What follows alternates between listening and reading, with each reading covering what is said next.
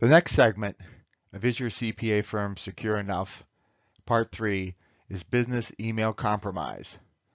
According to the FBI, business email compromise resulted in losses of $43 billion since 2016, and attacks have increased by 65% between 2019 and 2021.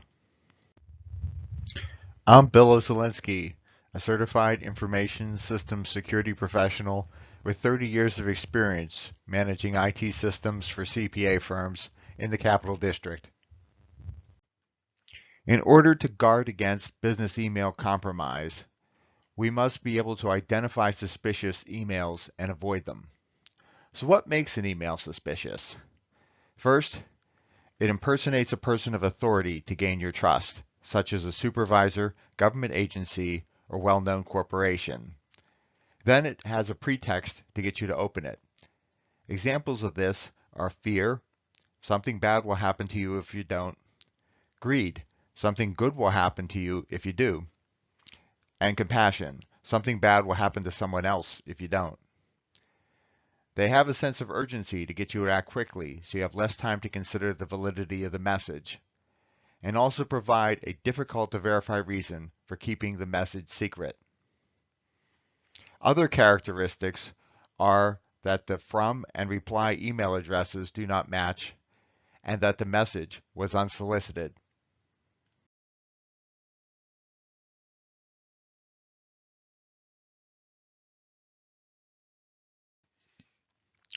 Business email compromise works by getting you to open and act on a message. In order to protect yourself, you must be able to identify and avoid suspicious messages.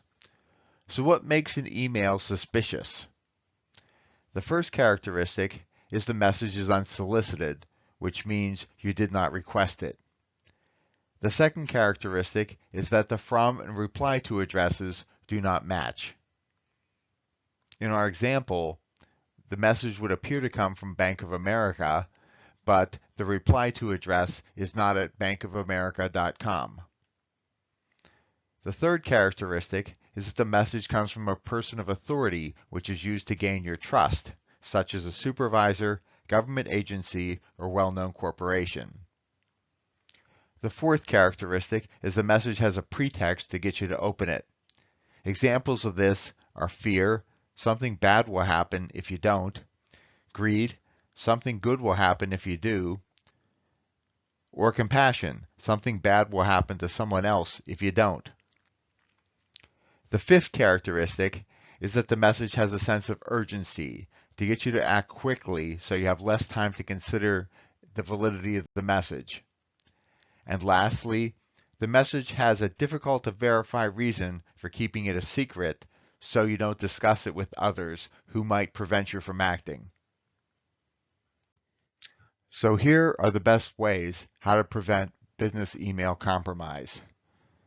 Train employees to identify and avoid suspicious messages. Enable multi-factor authentication so internal email accounts cannot be impersonated. Use security software to keep suspicious message from users' mail inboxes. Add a banner to message coming from outside your organization, so it's obvious where they're coming from. Verify by voice the validity of financial transactions and file downloads. In other words, actually calling the person that supposedly sent it to you to make sure that it was actually them. Never enter your password into a link from an unsolicited message. Typically, the only thing that you get and when you request it are password resets. Never password expirations. Use separate email accounts for business and personal use. And report IRS impersonation attempts to phishing@irs.gov.